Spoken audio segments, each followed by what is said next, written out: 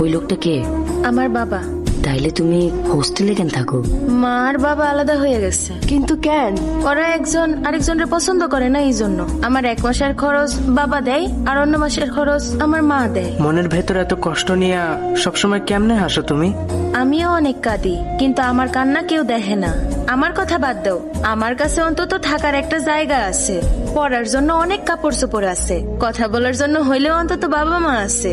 কিন্তু তোমাগো কাছে তো এইগুলার কোনোটাই নাই। তারপরেও তোমরা কত খুশি থাকো। তার মানে তোমার কোনো বয়ফ্রেন্ড নাই? রোজ আমি আমার চেহারা আয়নায় দেখি। কোন ছেলে আমার মতো একটা মাইয়ার দিকে তাকাইবো কেন? তোমরা আমার SBM বলে ডাকো, যার মানে সাদা বেগুনওয়ালা মুখ, তাই না? আরে না, ব্যাপারটা এরম। সরি রে।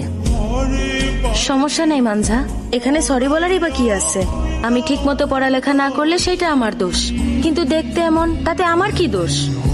আমি জন্মই নিছি এমনি, এটা কি আমার দোষ? আহা হা হা হা, দেখো কেমনে ঘুমাইতাছে লাট সাহেবের পোলা একটা। ওই ওর তাড়াতাড়ি। হ্যাঁ ওই উঠোস না। দিদি এসে, দিদি এসে। ওই, দিদি অহন ধইরা পিটামু কিন্তু। সরি দিদি। ওই অহন নিয়ে আয়।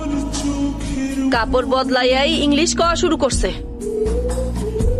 দেখ কেমন হিরোর মতো সাজছে। ওই সোজা হইয়া বা, অনেক শখ হইছে না? কাল থেকে কিছু খাইছস তোরা? চেহারা দেখেই তো সব বোঝা যাইতাছে। আরে পেট ভইরা খা। খাবারে ইন্দুরের বিষ দেওয়া দরকার ছিল। মা চুপ করো একটু, ওগরে খাইতে দাও। একদিন যদি এরা কাম না করে তাইলেই খাবার জোটে না। প্রেম করতে আইছে, তাও আবার এই বয়সে।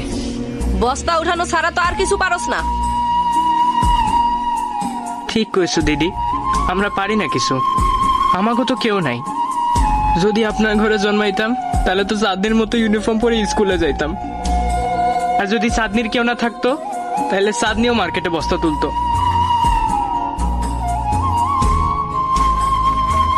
এতিম হওয়া কি আমাকে দোষ দিদি?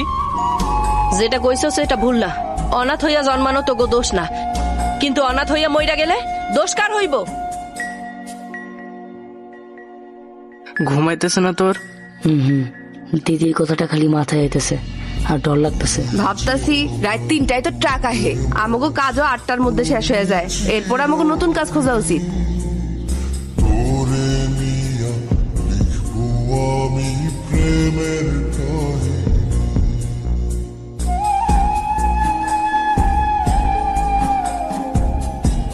ওরা যে একটু কামায় হেটা দিয়া গো খাওয়ানো ঠিক মতো হয় না। এর আমার লিগা কাছে কি কোনো সাহায্য দরকার? যদি কোনো ধারের ব্যবস্থা কইরা দিতেন, এরা কিছু একটা করতে পারতো।